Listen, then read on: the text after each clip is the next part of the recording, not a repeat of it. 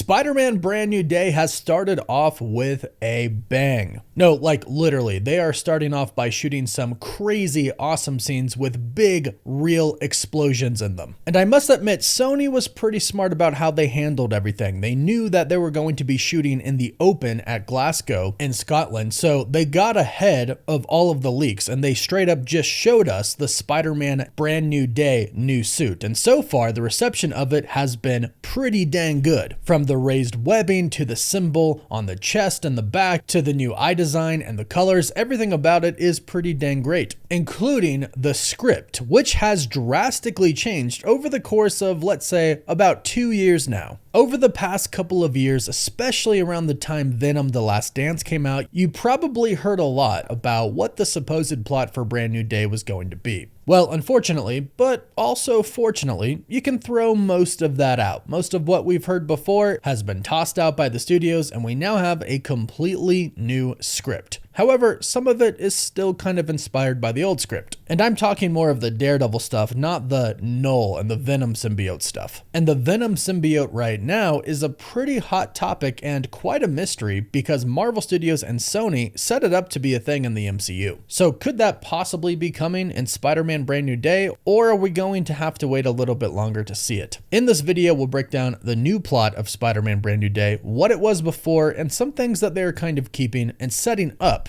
for Avengers Doomsday. Welcome to the Cosmic Wonder, everybody. If you want to stay up to date on all things Spider-Man Brand New Day related, be sure to subscribe and hit that notification bell. So very quickly, I'll sum up what the old plot for Spider-Man Brand New Day was going to be. We heard from multiple different insiders that Sony and Marvel Studios wanted very different things from the movie. Originally, Sony wanted the next Spider-Man film to be even bigger than Spider-Man No Way Home, in which we already had the 3 Spider-Men come together. It was a multiversal film. We had a lot of villains return as well. If you think about it, it was pretty big in scale. So to go even bigger, we heard from multiple insiders that Sony wanted Knull, the symbiote god from Venom: The Last Dance, to be the main villain of Spider-Man 4, now known as Brand New Day. The symbiote clearly survived in The Last Dance, and Tom Hardy's Venom would go back to the main MCU 616 universe like he did in some of those post-credit scenes. From there, it would get pretty crazy. The other Spider-Man would return. Knull would be not just a earthly threat, but a multiversal threat as well, and everybody would have to fight him, and there would be repercussions going into other multiverse saga projects and Avengers Doomsday. That's basically what Sony wanted. However, Marvel wanted the film to be more grounded, picking up right where they left off from Spider-Man No Way Home, with Spider-Man and Peter being completely alone by himself, no one else to rely on anymore. He would run into Daredevil in Marvel's version, and they would help each other, not so much a mentor, although kind of, but more like a companion, an ally. And considering everything that happened in Daredevil Born Again, everything in New York, it would kind of make sense that Spider-Man would be kind of involved in all of these events and would team up with Daredevil to help the city. Because clearly right now in New York, in the story of Daredevil Born Again, the city is run by Kingpin and it's not doing too well. So one could see how Marvel Studios would want to involve Spider-Man in that story in the next Spider-Man film and possibly make Kingpin the villain. Well, fortunately, but maybe also unfortunately, depending on how you view what the old story was supposed to be, we've moved away from this. The studios have come up with a completely new script for Spider-Man Brand New Day. And right now, as far as we're concerned, 4 characters are officially confirmed to be in the film. We, of course, have Spider-Man, Peter Parker. Frank Castle, aka the Punisher, is confirmed to be in the film as well. The Hollywood Reporter confirmed that Mark Ruffalo is returning for the movie, and Michael Mando seemingly confirmed that he is returning as Scorpion by his post on Instagram with the caption Sting #Spider-Man while posting a picture of him as Scorpion. On top of that, Daniel RPK stated that some of the villains in Spider-Man Brand New Day are going to be Tombstone, Tarantula, Boomerang, Scorpion, and Ramrod, who's a half cyborg. On top of all of that, the Hollywood Reporter gave us a little bit of a confirmation for a plot synopsis that they have heard. And what they heard is that the Hulk, the Punisher, and Spider-Man are all going to fight each other. It's not going to be a team up right away with Spider-Man and the Punisher, but they're all going to fight each other before finding out that there is a bigger threat out there, that there is a villain out there. So knowing all of this, we get a pretty good picture for what some of the plot is going to be for Spider-Man Brand New Day. With the villains that have been confirmed and mentioned by insiders, we can tell that this is going to be a pretty grounded movie. As far as we're concerned right now, there's not going to be too many many multiversal aspects involved, at least not throughout most of the movie. I do have a theory that at the end we could get a lot of multiversal aspects tying into Avengers Doomsday, but we'll talk about that in a bit. But right now, what most of the movie seems to entail is a few different things for Peter Parker, and a lot is going to be happening at once, so it's going to be a lot for him to juggle, which is kind of a Spider-Man thing. Because while Peter Parker is going to have to deal with the Punisher, the Hulk, and all of these other villains, he's also going to have to try to hold down a job to make some money so he can pay, you guessed it, rent. You want a grounded street level movie? That's a part of it. The other thing is he's going to have to deal with kind of grounded villains like Tombstone and basically a mob. It sounds like there's basically going to be a lot of crime happening throughout the events of the film, and Spider-Man, being the friendly neighborhood Spider-Man, is going to have to deal with robbers and mob bosses and just crime throughout the city. Then on top of that, we have the Hulk situation and the Punisher situation, and at first,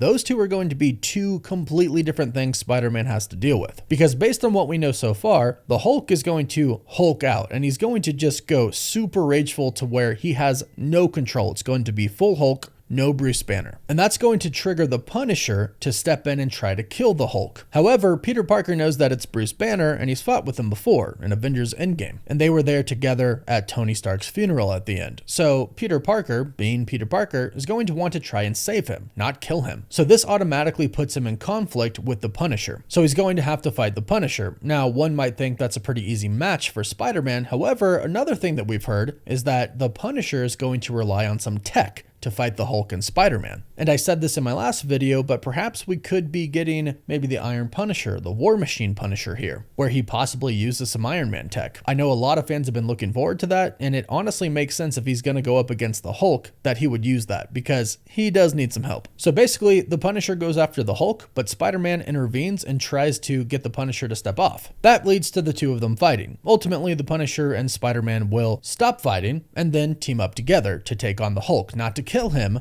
but to save him, which ultimately I think they will, at least temporarily. They'll get Bruce Banner to return. Bruce Banner will probably freak out again, much like he did in Thor Ragnarok, stating that if he turns into the Hulk again, he might not be able to come back. But I'm guessing that by the end of the movie, they're going to need the Hulk to defeat the villain, whoever that may be. We've heard a lot of things at this point in time that it could be Mr. Negative, and we have seen the Inner Demon logo on the armored vehicle that the Punisher is driving in the set videos from Spider-Man No Way Home. So Mr. Negative could be in the film. Although we just heard from insider Alex Perez from the Cosmic Circus that he's not going to be in the film. So that would mean a mystery villain has yet to be revealed, and he is most likely the big bad of this movie. This is interesting because Mr. Negative would make sense for the plot. He could get inside of Bruce's mind and cause him to Hulk out. So we'll have to wait and see on this one. But basically that's how this movie is going to go. Spider-Man, the Hulk, and the Punisher all fighting each other. The Hulk is raging out, basically fighting anyone and everyone that gets in his way, so that's the Punisher and Spider-Man. Spider-Man is fighting the Punisher because he doesn't want him to kill the Hulk / Bruce Banner. Punisher is trying to take down the Hulk because he has been just smashing everything and most likely hurting people, and we know this because there's been a leaked set photo that has the Hulk's face on a wanted sign. So the Hulk is hulking out, not doing good things. And of course the Punisher is going to fight Spider-Man because Spider-Man is trying to stop the Punisher. And that's going to be one heck of an action sequence. We've already seen the set videos of them filming practically using real explosions,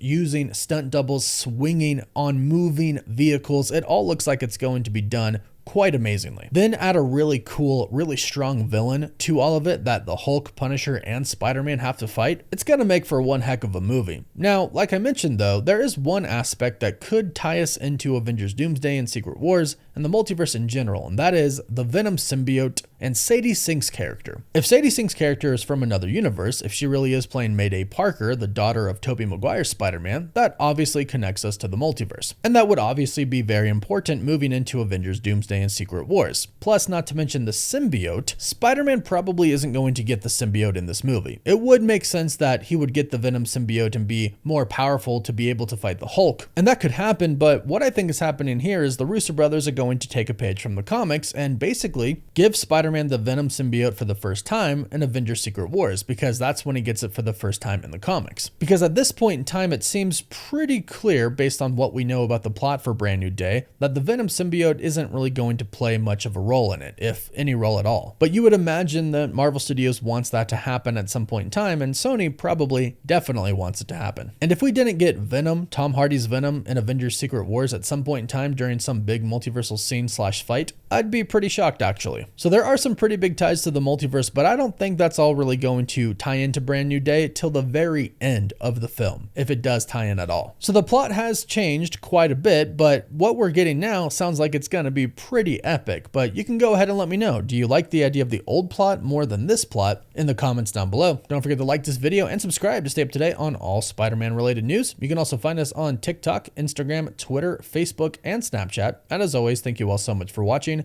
Woof woof.